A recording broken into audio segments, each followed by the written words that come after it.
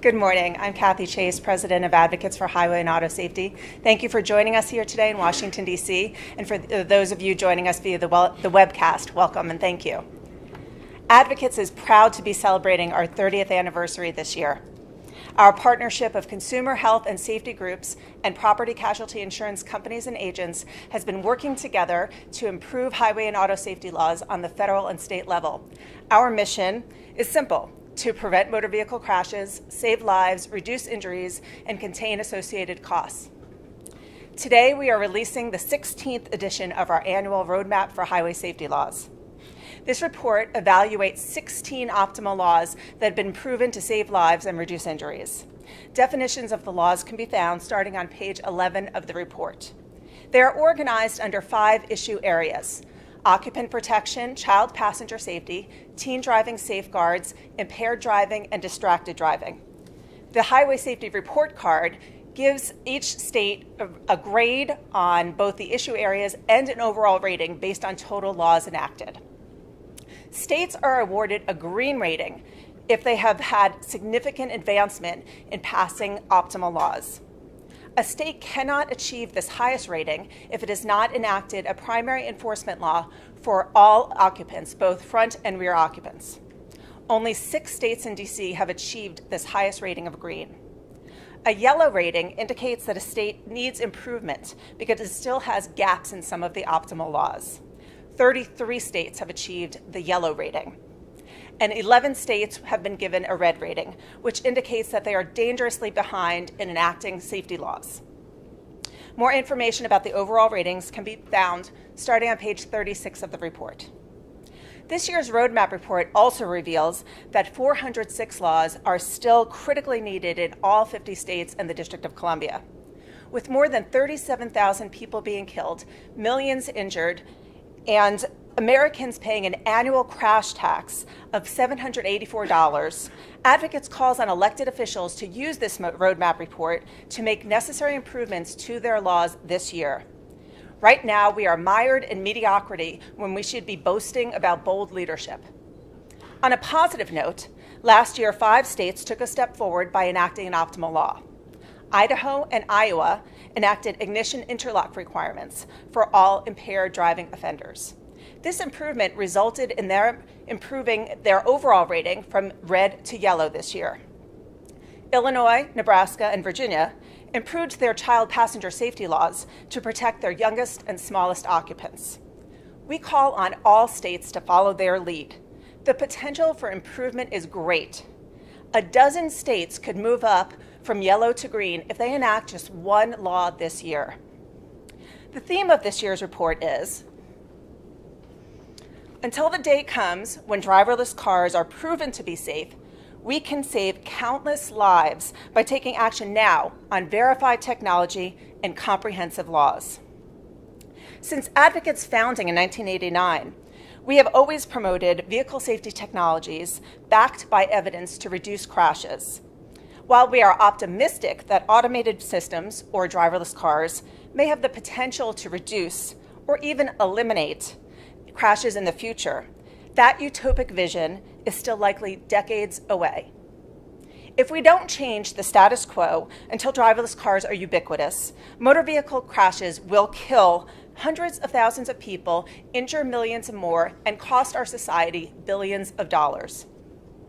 Advocates' report challenges the notion that driverless cars are the ultimate and imminent solution. It offers ready and reliable solutions in a twofold approach. First, all states should adopt the 16 laws outlined in the report. Second, technologies that are available now and shown by data to work must be fully utilized. For example, automatic emergency braking, known as AEB, can reduce front to rear crashes with injuries by 56%.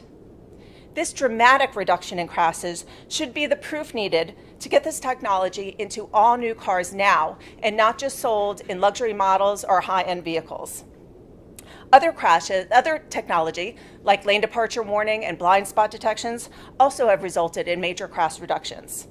On the path to autonomous vehicles, these technologies could not only be saving lives, but they could also help instill consumer confidence that advanced technologies can save lives.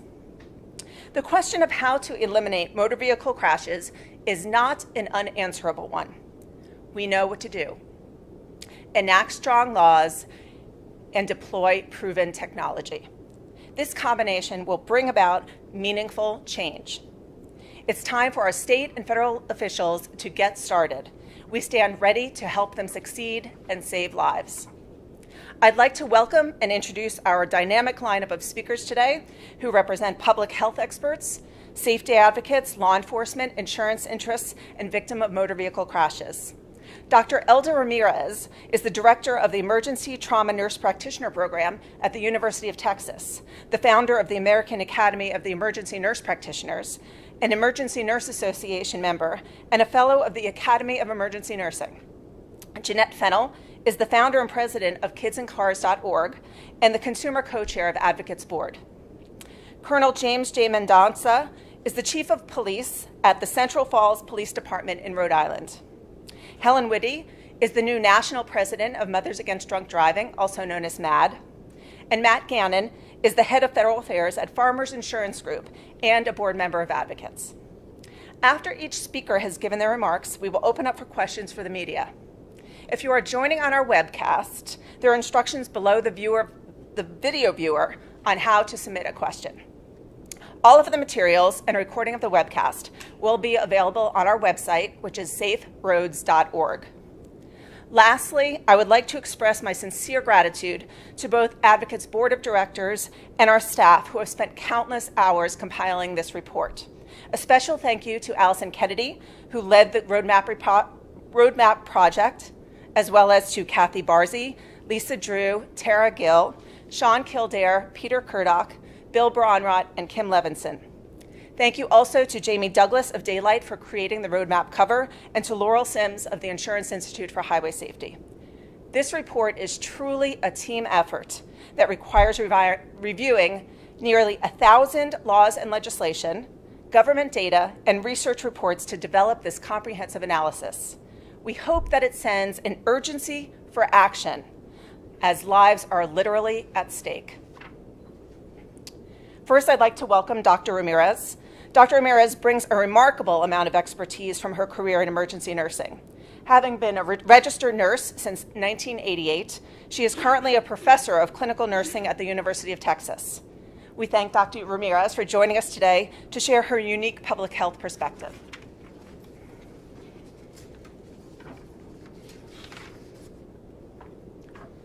Thank you so much, Kathy. Good morning, everybody. My name is Elda Ramirez. I'm from Houston, Texas, and I'm so pleased to join Advocates today for the release of their roadmap of State Highway Safety Law Report. It's so exciting to be here. This information is so important to everyone.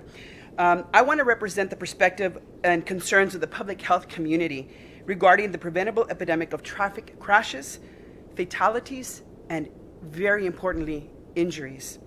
The Emergency Nursing Association, the American Academy of Emergency Nurse Practitioners, and our members work to promote the highest quality care, evidence-based practice for nurse practitioners, nurses providing emergency care for patients of all ages and acuities in collaboration with an interdisciplinary team. We use our expertise in research, curricular development, nursing regulation, clinical practice, all to offer the highest quality care at all levels. Across the nation, emergency nurses are on the front line responding to the pain and suffering caused by motor vehicle crashes. In my 30 years in practice, I cannot count the number of deaths and injuries I have seen just in my career.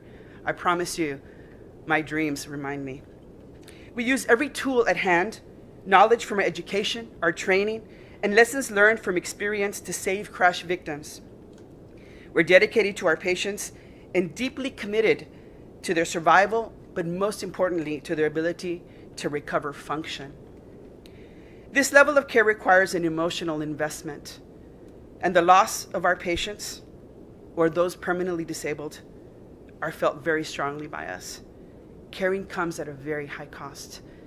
I cannot tell you how many families I have cried with, prayed with, and actually sometimes I've even gone to the funerals. Just because even though I just met them for that moment, the feelings are so very deep and emotional. Sadly, no matter how hard I work, no matter how hard any of us work, it's not enough sometimes to save their lives or to help follow them through those long journeys for the rest of their lives when they've lost function. We've seen far too many people suffer and spoken with way too many families whose loved ones did not make it. There's people in this room that have been touched by this. I'm telling you, the feeling never goes away. These injuries and losses are devastating for individuals, families, friends, communities, and the medical care team.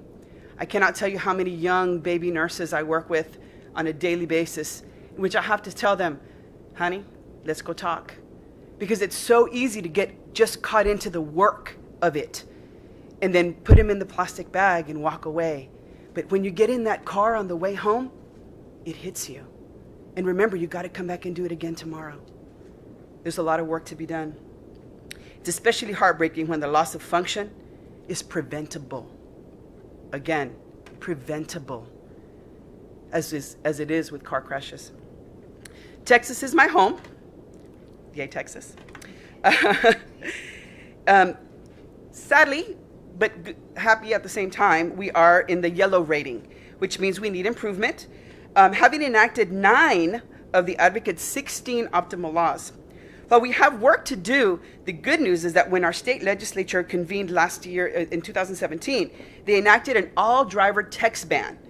This was a great step forward in addressing the deadly epidemic of distracted driving. This year, Texas is returning to the issue with a proposed handheld cell phone ban. But I want everybody to be considerate that I urge the state elected officials of Texas and a number of other states that will be considering a handheld ban this session to proceed carefully. Well, what do I mean by that? To ensure that these efforts do not negate strong and clear all-driver texting bans and teen driver cell phone bans.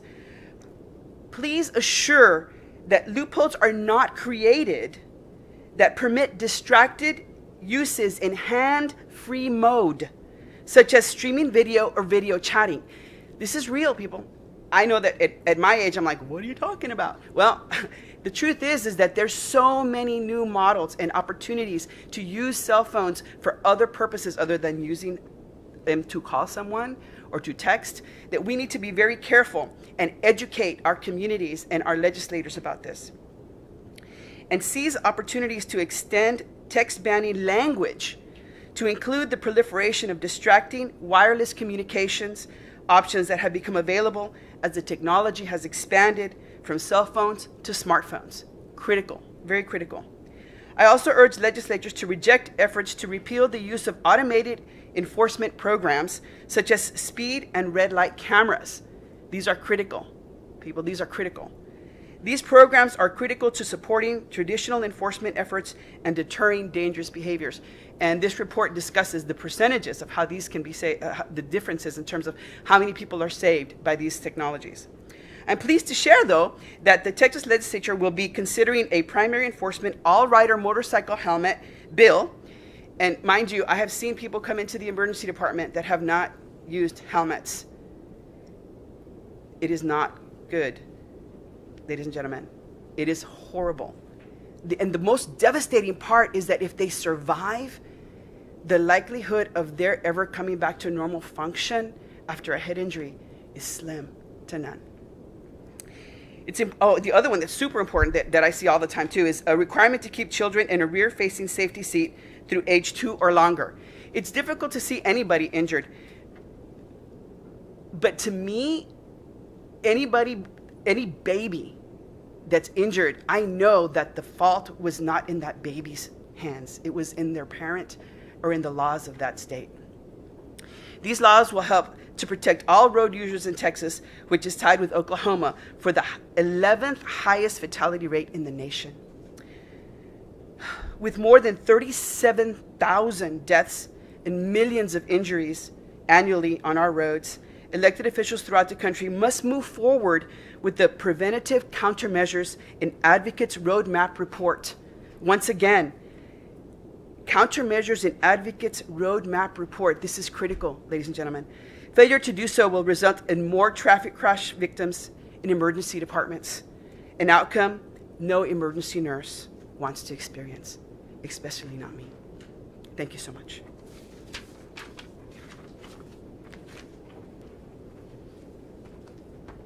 Thank you, Elda. Next, I would like to introduce Jeanette Fennell, founder and president of kidsandcars.org. Jeanette has dedicated her career to improving motor vehicle safety with a specific focus on child passengers. Her work has resulted in numerous safety advances, including requiring trunk releases and rearview cameras in all cars as standard equipment starting last year, now that it's 2019. Welcome, Jeanette. Thank you, Kathy. Good morning. I am Jeanette Fennell, and I'm the founder and president of kidsandcars.org. I also serve as the consumer chair for Advocates for Highway and Auto Safety. I'm pleased to join all of you, and especially this distinguished panel of speakers, for the release of the 2019 Roadmap of State Highway Safety Laws.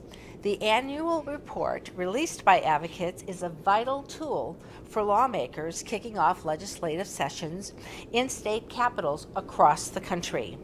With motor vehicle crash deaths and injuries unacceptably high, the time for action and sound and sensible policies outlined in the Roadmap report is now.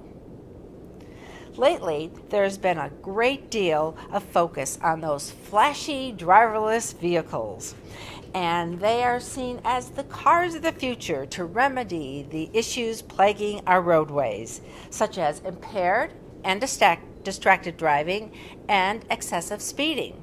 However, the realization of that potential is a long way off, and when we reach the time when there's going to be some driverless cars on the road with traditional cars, tried and true protections like seat belts, motorcycle helmets, and child safety seats will remain incredibly important. That is why it is imperative that states take action now and implement these basic safeguards. Strong child safety seat laws are especially important to ensure our youngest passengers are properly protected. Each day, on average, 3 children under the age of 14 are killed in motor vehicle crashes.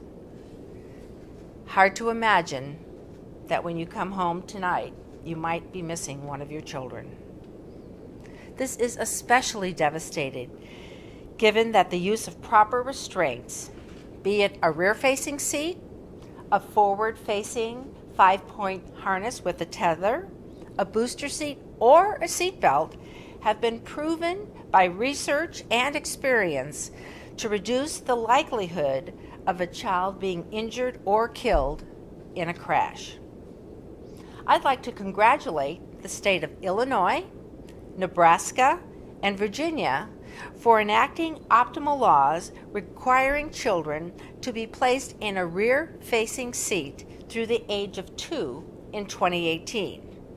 This positioning ensures that a child's head and neck and their spine are supported in a crash.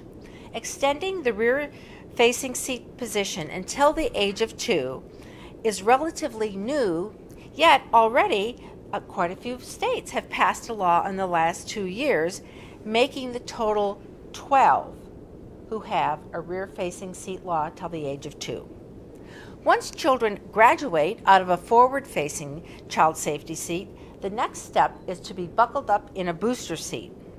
You know, seat belts are made to properly fit a 170-pound male. So you can see why it's vitally important to keep those kids in a booster seat for just as long as you can. Right now, only 15 states have an optimal law which cover children up to the age of 8 and 57 inches in height. Unfortunately, only 5 states have these critical child safety seat laws. So it's time our lawmakers in nearly every state prioritize the safety of our very precious child passengers. I also want to call today on our federal leaders to do their part. A rule is languishing in the U.S. Department of Transportation that would require seatbelt reminders to help prevent backseat passengers and help make sure they're properly buckled. Does it make any sense when we get in our vehicles today that if you're not in the front seat, driver or passenger, you get a buzz if you're not buckled up?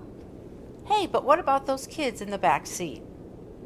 We also need to make sure that cars are equipped with an alert system to prevent the horrific situation in which a child is unknowingly left alone in a vehicle in the back seat by their parents or other caregivers.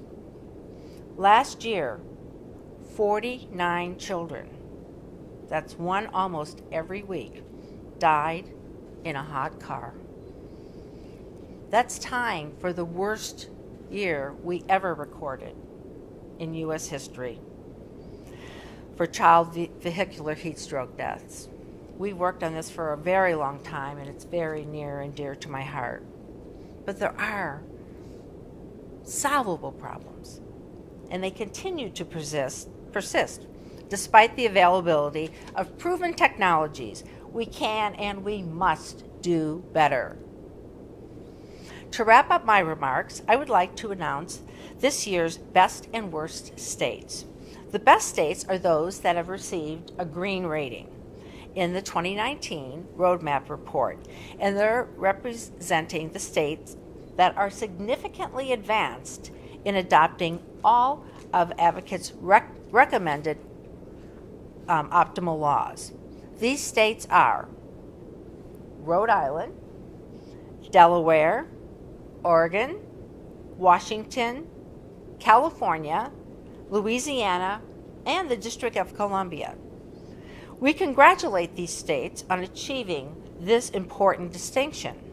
However, no state has all of the 16 recommended laws by Advocate. Now for the worst states. These states received a red rating because they fall dangerously behind on the adoption of Advocate's recommended laws.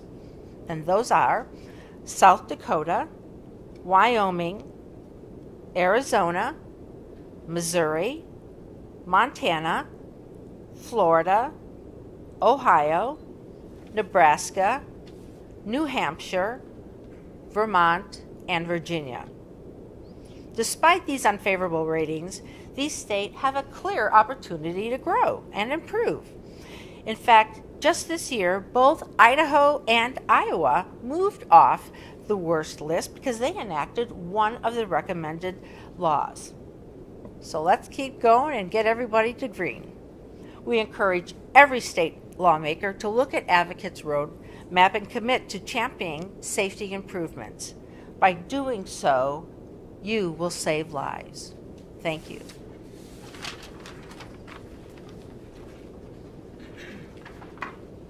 Thank you, Jeanette. Next is Colonel James Mendonça, who has dedicated nearly 3 decades of his life to service at the Central Falls Police Department and has served as Chief of Police since January 2013. He is also the immediate past president of the Rhode Island Police Chiefs Association. Colonel Mendonça will offer a key perspective of law enforcement about the need for strong safety laws. Thank you for being with us today.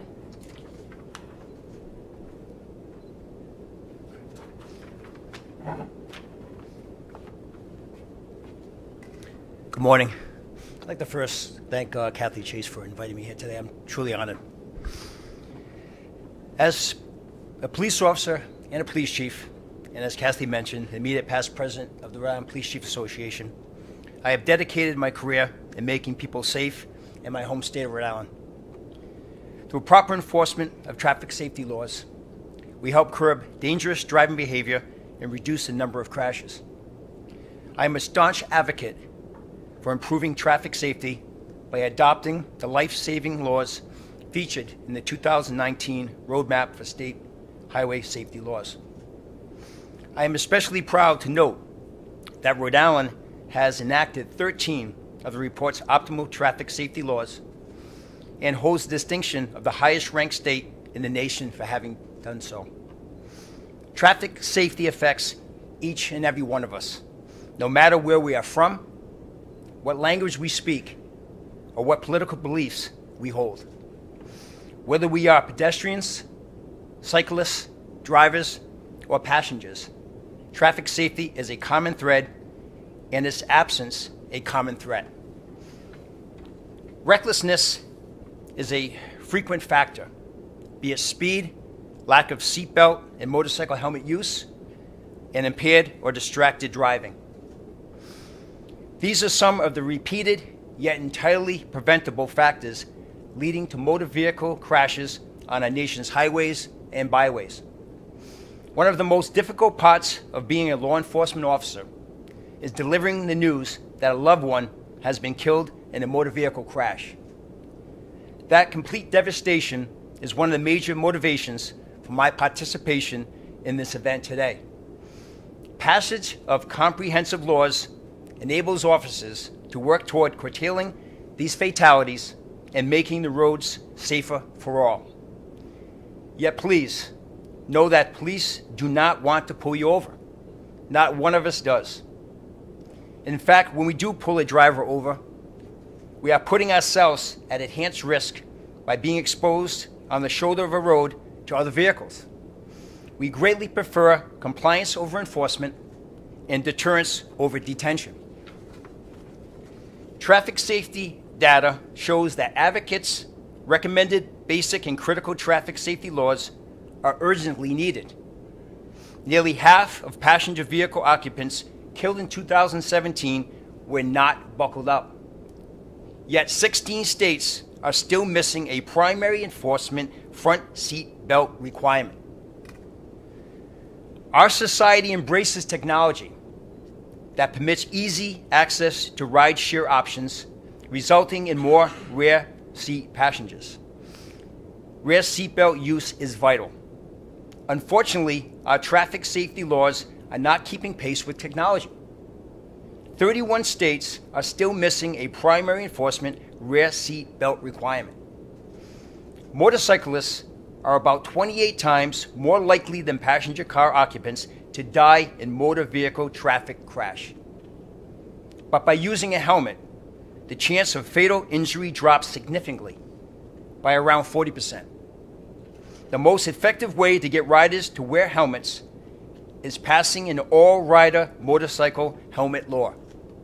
Unfortunately, 31 states are missing this critical law, including Rhode Island. It's a deadly gap in our admirable record that needs to be remedied. The latest danger on our roadways is distraction. Our need to be constantly connected through wireless communication technology has been compared to an addiction. There is concern that the tech is developed in a way that actually promotes an addictive response. Just last year, Rhode Island, which has already passed both of advocates' optimal driving, distracted driving laws, took additional steps to curb the prevalence of distracted drivers. We enacted a handheld phone ban to help further reduce manual distraction and to amplify distracted driving deterrence and enforcement. In my position as president of the Rhode Island Police Chiefs Association last year, I led an initiative to educate the public through public service announcements, which were aired regularly on the radio. As technology evolves, so must our laws and educational efforts. The hard work of law enforcement in our federal, state, and private partnerships has led to a decrease of 23% in traffic fatalities on Rhode Island's roadways from 2017 to 2018. But we're not done.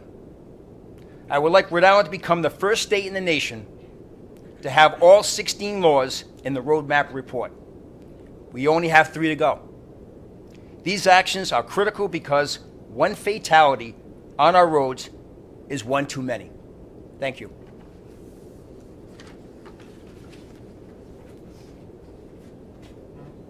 Thank you, Colonel Mendonça. We are pleased to be joined today by the new National President of Mothers Against Drunk Driving, also known as MADD. In 2000, Helen suffered the unbelievable loss of her teenage daughter, Helen Marie. The very next year, she joined MADD, serving as a volunteer victim advocate and staff member in South Florida. We are so grateful for Helen to be here today and for the long partnership of Advocates for Highway and Auto Safety and MADD. Thank you, Helen. Good morning. I'd like to thank Kathy Chase and Advocates for Highway and Auto Safety for inviting me here this morning. MADD and Advocates have a long history of working together, one that I'm pleased to continue. My name is Helen Whitty, and I'm National President of Mothers Against Drunk Driving, and I'm also among one of the many 1 million victims and survivors that MADD has served. I come here today to represent them, to put a face on this horrible 100% preventable crime that is the leading cause of death on our nation's roadways. Until a June day 18 years ago, my life was everything I had dreamed of. Well, almost. I lived with my husband John in our Miami home, the home my dad had built many years before, with our 2 children, a boy and a girl. We had the perfect names. We were John and Helen Marie. Helen Marie because I didn't want to be Big Helen or Old Helen. She was our firstborn. Helen Marie was our firstborn, and she was wonderful. She was a handful. She put me through my mom paces. And when her brother John arrived about 2.5 years later, she was so excited. She was thrilled until she realized that he was there to stay. And she'd have to share, which she learned to do. And she also learned to love him to distraction. They were not perfect children, but they were well-adjusted, which is what my husband and I had prayed for. Our dream was shattered on June 1st in the year 2000. Helen Marie had just come home from school. She was a bit nervous because she was going to direct a play. She loved theater. And she was comfortable on stage, but directing a play made her nervous, so she was going to go on her rollerblade route. Don't worry, Mom, I stay on the bike path, I cross at the crosswalks, I'll be right back. The same day, another teenage girl was working off her stress right close to our home. She was working off her stress another way, with shots of tequila and marijuana. Their lives collided that afternoon on a bike path. The driver lost control of her car, sent it spinning off the road onto the bike path, instantly killing my daughter, Helen Marie, who was on her way home. I took solace knowing that she was killed instantly. I knew she saw the car coming, but her death was instant, and she didn't suffer long. Here she is. At home that afternoon, I was waiting for her, and I heard the sirens. And I can remember thinking, oh, phew, she's not in a car. I would worry if she was in a car. But as the sun went down that afternoon and she didn't come home, I began to worry. And when a strange car drove into our driveway, I think I already knew. I can't explain to you the hours, days, and weeks, months and years that followed that. It started with organizing the funeral for my 16-year-old daughter. The next day, it was answering a call asking for body parts. Was packing up her things that still held her essence. And I kept looking for her. I kept thinking she's going to come through the front door. And then it was standing in a criminal courtroom, a place utterly foreign. MAD was there for me. They gave me information. They showed me that I could live through this grief. They gave me a platform, and I am so grateful.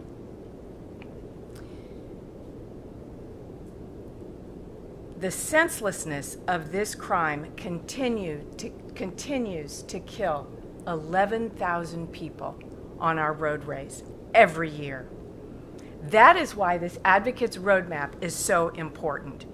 MAD is grateful to work with the advocates to encourage and advocate before federal and state legislators to stop tragedies on our roadways. We know that alcohol, followed by speed and not wearing seatbelts, are the largest killers year after year. Our campaign to eliminate drunk driving is the blueprint for creating a nation with no more victims.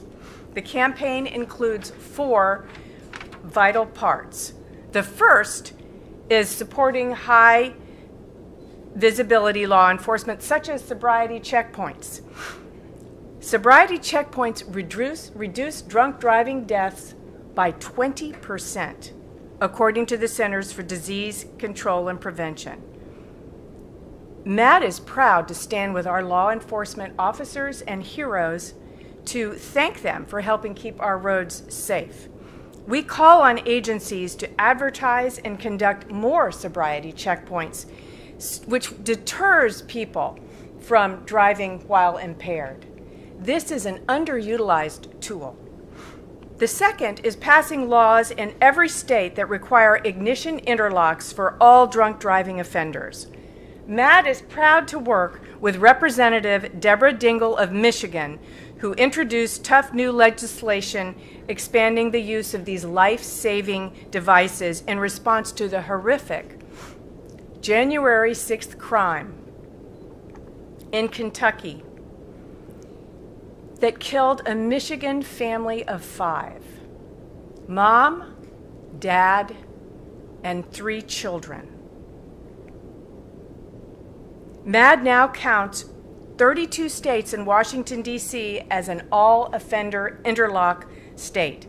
That means that offenders must use an ignition interlock if they want to drive. 50 to 75% of drunk drivers continue to drive on a suspended license. So it stands to reason that only suspending a license will not prevent this horrible crime. We need ignition interlocks as well.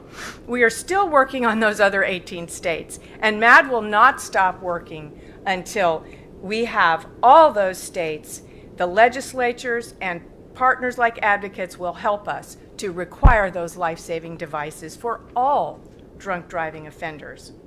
The third element of MAD's campaign to eliminate drunk driving is the development of advanced vehicle technology, such as autonomous vehicles and the driver alcohol detection system for safety, much easier to say DADS, which will passively detect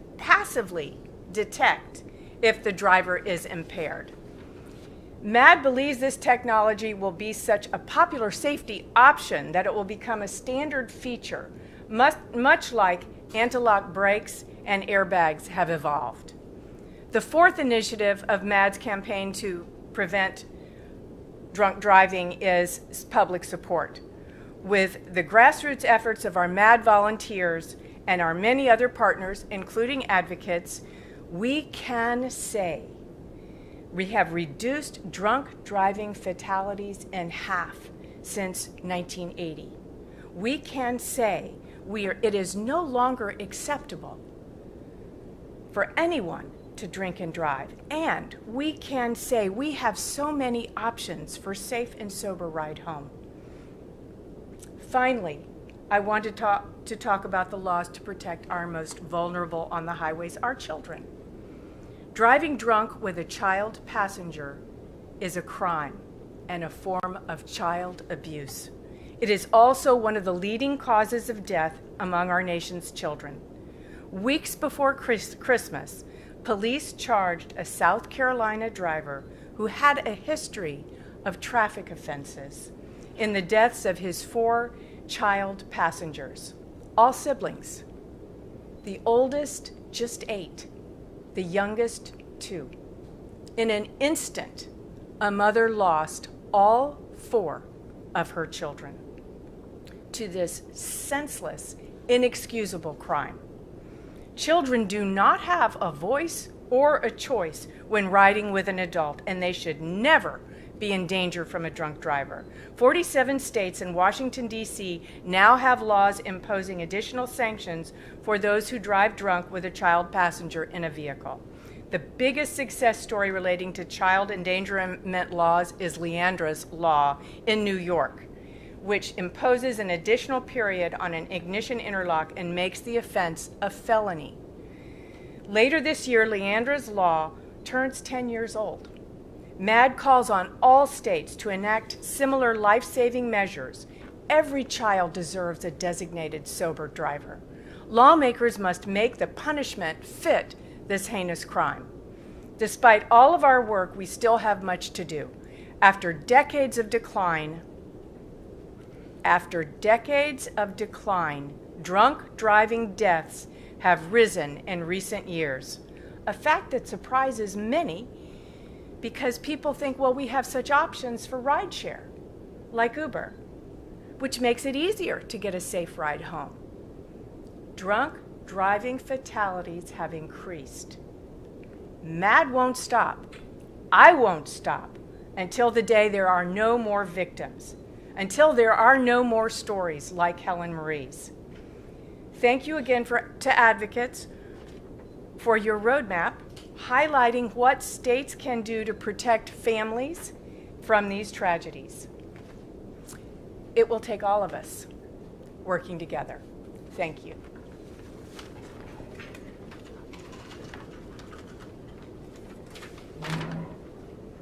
Helen, thank you so much for joining us today and for sharing Helen Marie's story. Now we will turn to Matt Gannon, the head of federal affairs for Farmers Insurance. Matt also serves as an insurance member on Advocates Board. Before joining Farmers in 2013, Matt worked in the financial services industry. Advocates is very proud of our strong partnership with Farmers Insurance and especially grateful to Matt for joining us today. Good morning. Good morning. Thank you, Kathy, for having us here, and thank you to all of our fellow presenters for your dedication. Helen, thank you especially for sharing your story of truly unimaginable horror as a parent or anyone could imagine. So thank you for that. As Kathy said, I'm Matt Gannon, head of federal affairs with Farmers Insurance, and we are very proud and pleased to be here to join advocates today as they release the 16th annual roadmap for state highway safety laws. You've heard, for all the reasons you've heard stated and all the statistics, we are very passionate about this and are pleased to, first of all, be here and congratulate advocates for celebrating their 30th year. As you know, this unique organization brings together insurers, safety, consumer, and public health organizations in pursuance of a common goal, which is safer roads, safer cars, safer drivers, and safer passengers. Farmers is very proud to be a member of Advocates' Board of Directors and shares a strong commitment to improving the safety for all road users. As one of the largest insurers in the country, we have seen the devastating effects of motor vehicle crashes. Each day, on average, more than 100 people are killed and 8,500 are injured on our nation's road. This unacceptable but very preventable, and it is very preventable, toll comes at a tremendous cost to society of over $800 billion in economic damages each year as well. At Farmers, we're committed to working with our safety partners to address the significant problems and keep families across the country safe. Now, we know countermeasures are successful at reducing crashes. They save lives and they prevent injuries. The policies recommended in the 2019 roadmap report have demonstrated to be effective, and we urge state lawmakers to take action now, take action this year without any further delay. The problems being experienced on our roads are very clear. Too many people continue to drive and ride unbuckled, and too many people drive impaired or distracted. However, the solutions are also very, very clear. Here in the Advocates report, states will find the roadmap to making the roads safer and improving safety now. Now I'll talk a bit about the statistics about the effectiveness of these laws. Research shows that seatbelts, when used properly, help reduce the risk of death for the front seat occupants by 45%. Motorcycle helmets, similarly, reduce the chance of fatal injury by approximately 40%. The proper use of child safety seats decreases fatal injury by infants by over 70%. It also, properly used child safety seats reduces death for over 50% of toddlers in passenger vehicles. Comprehensive graduated driver laws, or GDL laws, can result in overall crash reductions of 10 to 30% among teen drivers. Ignition interlock devices have been shown to reduce alcohol-involved crash deaths by 15%. And all driver text messaging restrictions and teen driver cell phone bans help prevent dangerous, distracted driving. Yet, despite all this clear and compelling evidence that measures do save lives, over 400 gaps still exist in state laws nationwide. Not one state has all 16 recommended laws in the roadmap report. And if every state enacted just one law this year, just one law, it would be great progress and many, many lives would be saved. It is a tragedy that motor vehicle crashes remain the #1 killer of American teens. In 2017, nearly 5,000 people were killed in crashes involving the drivers ages 15 to 20. Of those, 2,000 fatalities were the young driver themselves. GDL programs, which help teens gain valuable driving experience while phasing in driving privileges, are backed by strong empirical research and data. However, no one state has all the optimal components of a GDL law. Teen drivers also represent the largest age group who are reported as distracted during fatal crashes. Still, 20 states and D.C. have not passed teen cell phone bans to curb this major safety issue. In closing, Farmers Insurance urges every state to use this roadmap report as a catalyst for change. When coupled with the full deployment of proven safety technologies, meaningful reductions in crash deaths, reductions in injuries, and the costs can be achieved. Thank you for having us here today. Appreciate it.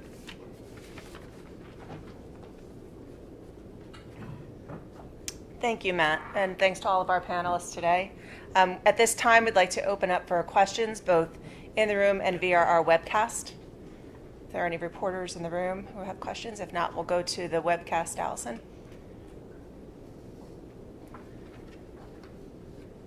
Oh, go ahead. Oh, Allison, we have a mic, please. Thank you. Hi, I wanted to know how states, or why states wouldn't be passing these laws. I know you guys have been agitating to pass these laws for a while now, but why do some states take longer, or why are some lagging so far behind others? Well, passing these laws is very challenging. It really takes some strong leadership and a commitment to see it through the legislative process. And of course, each state has its own process. And sometimes it's a multi-year effort. But when we find a really dedicated elected official, including governors and lieutenant governors, who make it a priority, that is where we have found our greatest success. And as I mentioned, last year, 5 states enacted new laws, so that was some progress. But like Matt said, if every state just passed one law this year, that would be 50 new laws, and we would be in better shape on our highways, and all motorists and road users would be safer. Okay, if there are no more questions from the audience here, one question that came in online from the Providence Journal, specifically, what is the effect of legalization of marijuana on roadway safety? And for Colonel Mendonça, what effect would legalization of marijuana have on roadway safety, specifically in Rhode Island? I'll give an overall comment, and then I'll turn to you for Rhode Island. We have seen that both the use of marijuana and the combination of marijuana and alcohol has endangered motorists on our roads. In some states, in 4 states, in Colorado, Oregon, Washington, and Nevada, there was a 6% increase in impaired driving fatalities, and that's pretty significant. So as states move to consider the legalization of marijuana, we really urge them to think about the implications that can play out in real time on our roadways. Unfortunately, right now, there's no accurate measurement of marijuana impaired driving. So that's a challenge that we need to turn to research and other leaders to figure out how we can measure it so that there can be enforcement of this type of impairment. To Kathy's point is that, again, we really don't know what the effect is going to be. There's an assumption that as there's greater use, there's going to be greater instances of impairment on our roads. But there's evidence out there suggests that when someone's actually under the influence of marijuana, could also be under the influence of alcohol too. And how to separate them is going to be very difficult when we don't have a means to really detect the use of marijuana in a roadside sobriety test. So the answer to the question is we don't know. We're fearful of the fact that there's going to be uptick of use, and how that's going to affect law enforcement is going to be very difficult for us to deal with that.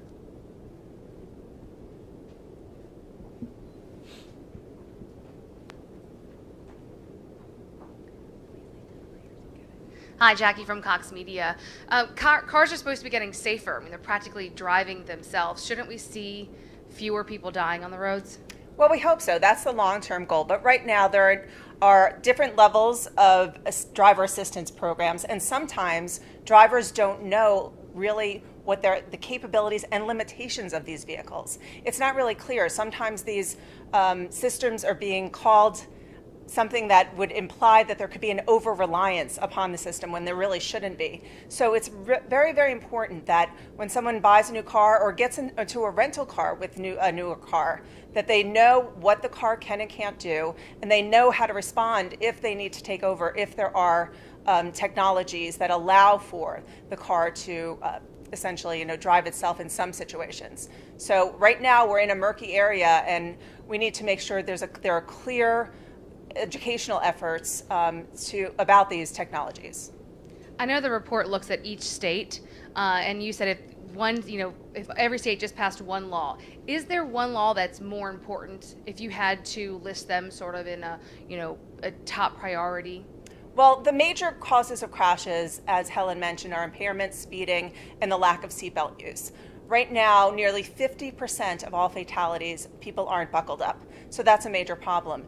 And primary enforcement seatbelt laws for both rear and front occupants are lacking significantly in the states. So what we try to do with the roadmap is give a very comprehensive yet simple guidebook to state legislators and elected officials to look and see which laws their states are lacking, and then to take action on them. Another question from the webcast from New Jersey. Is New Jersey one of the states that could move from yellow to green by enacting one law? Which law is the highest priority that would save the most lives? Yes, New Jersey is one of the states that could move from yellow to green, and what they are lacking is a primary enforcement rear seatbelt law among some of the other state laws, but enacting that one law would move their rating. Additional question also from New Jersey. Is there a danger that drivers will overly rely on advanced technology and let driving skills lapse? So that's an interesting question. I think that as people learn to use the technology properly, that they can make long-term improvements to highway safety. Our brains are such that if we think that a machine or technology can effectively protect us, there can be an over-reliance. So in that area where a driver has to be engaged, and there's also some technology that is helping to run the car, to drive the car, we need to make sure that the drivers are fully engaged.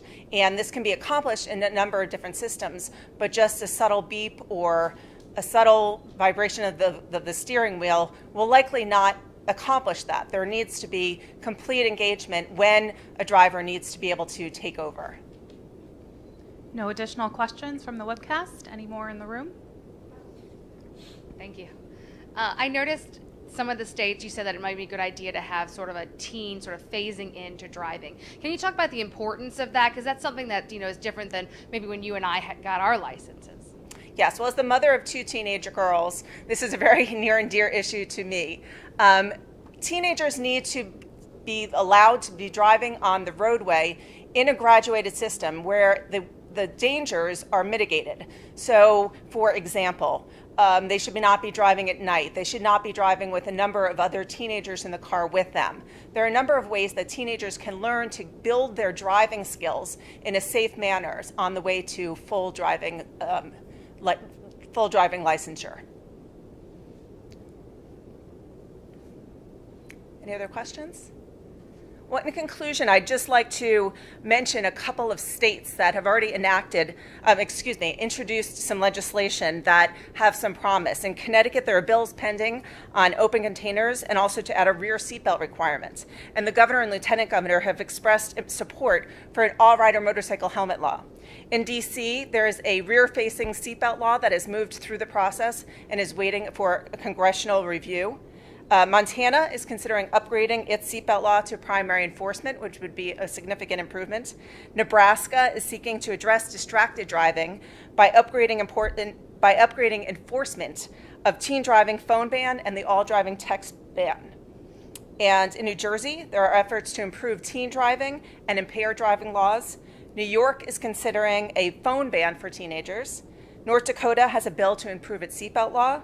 Oregon is considering a 0.05% BAC law, which would make it the second state in the nation with this law, following Utah. And Washington is looking at a child passenger safety improvement. We applaud these legislative efforts, and if action is taken every single day, then we will save lives. Thank you so much for joining us today, and I hope you have a safe day.